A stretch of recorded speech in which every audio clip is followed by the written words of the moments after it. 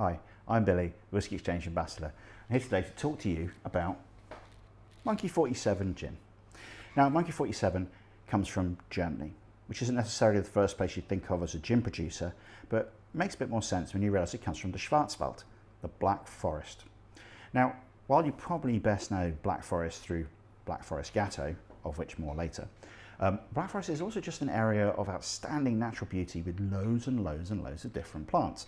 So if you're making gin, it actually makes a little bit more sense you might go to the Schwarzwald.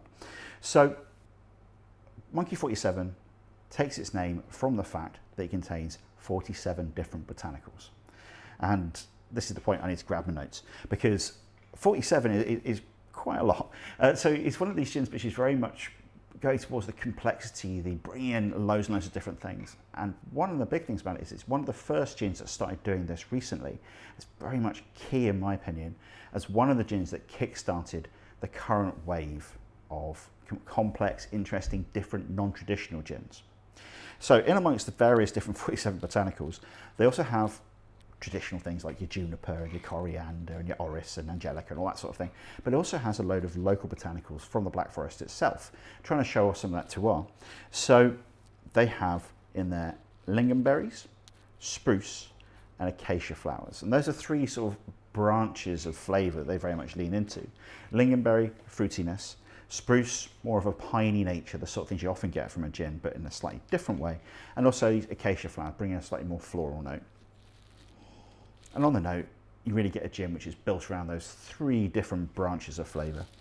You have a nice big whack of juniper, solid juniper core, that sort of piney, fruity, spicy juniper note that you really associate with gin, but wrapped around it we have some of that more sort of piney edge, that sort of sprucey thing, some delving into the herbal side of things, as well as that fruity lingonberry thing. That's not the only fruit in there, got loads of other bits and pieces as well, bringing in that fruitier side of, but also a nice sort of top note of something a little bit floral. Loads and loads going on the nose. And on the palate, that continues. It's layers and layers of flavour.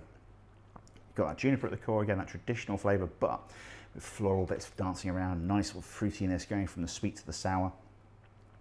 And this beautiful sort of background bed of herbs and sort of general sort of like, again, that sort of a pinier side.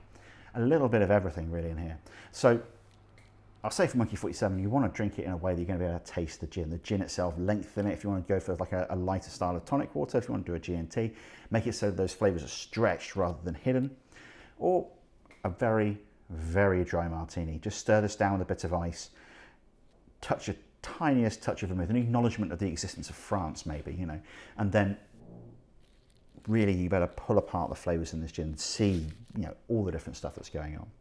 But yeah, Monkey 47, very important gin, a gin which has really changed the way that we make gin here in Europe, and very much a gin that I'd recommend that you try.